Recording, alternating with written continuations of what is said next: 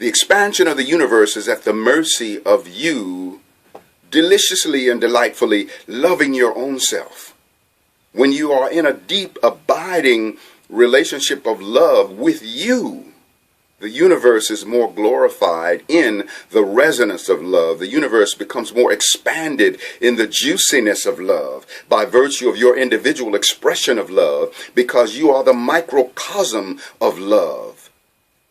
But the microcosm is the full container of the macrocosm, as you are a holographic universe, a universe in minute expression. So you are a holographic expression of love. Any moment of love is meant to reach out and empower every other moment of love, and in turn be empowered by every other moment of love. Love is co-eternal with God. Never was there a time when it was not, and never will there be a time when it will cease to be. And there is no spot where love is not. And so love being co-eternal with God, self-love being co-eternal with God, it is an eternal happening. You can't not love yourself. The only thing that can happen is you allow your attention to be hijacked away from being focused upon your infinite self-love, and then you're in the illusion of not loving you, and that illusion can hurt like hell, while the greater truth is that there is this greater expanse of yourself in an infinite state of self-loving. And if only one being in all existence remembers to be in the resonance of self-love, they are that in honor of and in connection with every other being. You want to be at resonance with the oneness of the wholeness of self-love. Even when you individually seem to be denying your self-love, and you look around life and you see others in delicious love with themselves and expressing love for themselves, then that too is you by extension. You want to say, oh my God, look at how amazingly I'm loving myself through that part of me, and look at what a great regard I have for myself through these parts of me over here. You see, all love is your love. All self-love is your love by extension. So you want to love the haters, because when you love the haters, something in you is believing in the redemption or the possibility of redemption of the haters, that they can come back to love, because hate's days are always numbered. It'll never stand the test of eternity. Hate is of time, where everything has an expiration date. Love is of eternity. If you believe in the possibility of the redemption of the hater to come into the resonance of love, then what you're doing is planting a significant deposit in the soul bank of the haters, and that deposit is going to accumulate interest until such time that the haters evolve to readiness and they make the withdrawal of that love that you deposited within their soul bank. To love yourself is to also love the haters. To love yourself is to also be in an infinite state of forgiving. Forgiveness is also a quality that is co-eternal with God. When you don't forgive, the heart is full of all of this black, dark effluvia, this energy working against you, because resentment can only be housed within the heart.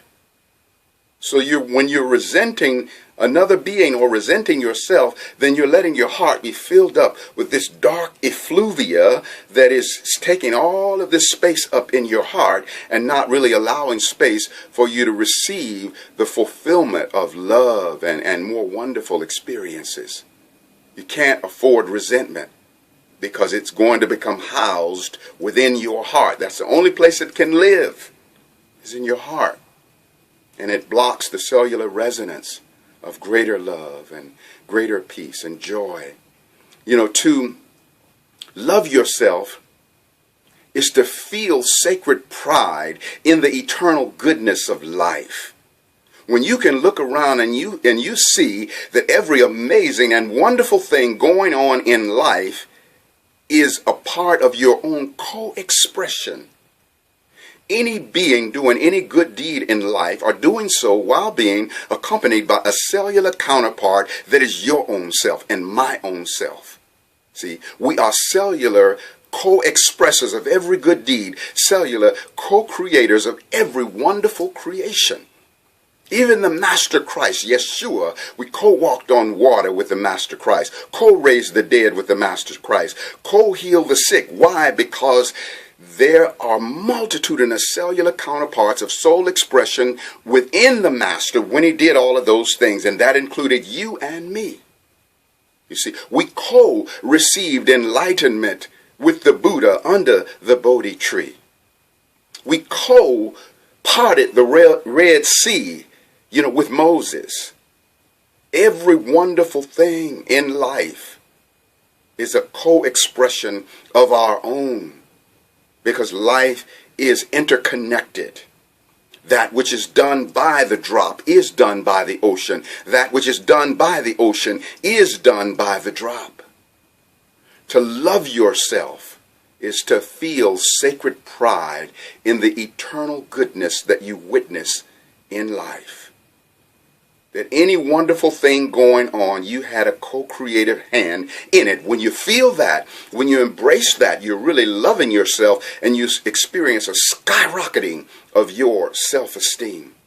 You feel so much amazing, expanded value in the beingness that you are. Speaking of value, on the 4th of November, we had a full moon in Taurus. Taurus is a sign that rules valuables. It's the second house of money. When the moon is full in Taurus, it means the sun is in Scorpio. And Scorpio has rulership over values. You see, the internal essence that brings forth the manifestations of things. See, value is that which creates valuables. Valuables cannot precede value. Value is an intangible something that is also co-eternal with God, of the resonance of eternity. Valuables, because they are of the material realm, they go and they come. All things of time and space, some point will be erased. Valuables are perishable. Value and values eternal. You see, to love yourself is to recognize that when you are in harmony with the inner value of the blessings that you seek, and you appreciate the intangible value of your blessings as much as you will appreciate those blessings when they manifest in valuables, then there is this great expansion of your self-love. You're truly loving yourself when you do that. To love yourself is to celebrate your smallest accomplishments in life. Sometimes we turn our nose up at things because we feel like, well, yeah, I accomplished that, but it's not really as big as it should have been. But you see, you want to maximize the minimum. See, if you turn your nose up at it because you thought it was small, then you're minimizing the maximum, like seeing the glass is half empty. Now it's in the potential of emptying.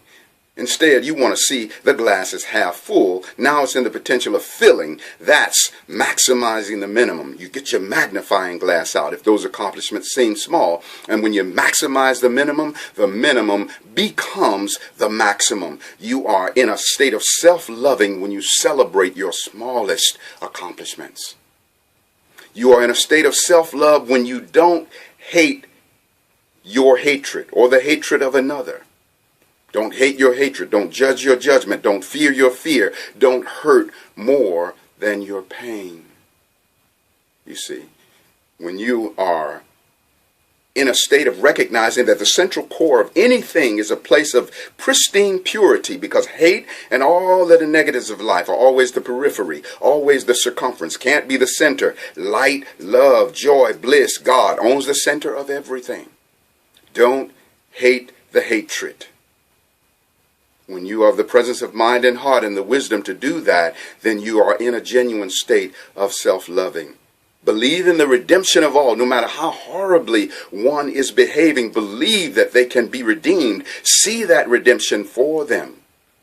That is a state of self-love. It is so beautiful to love, to love, to love.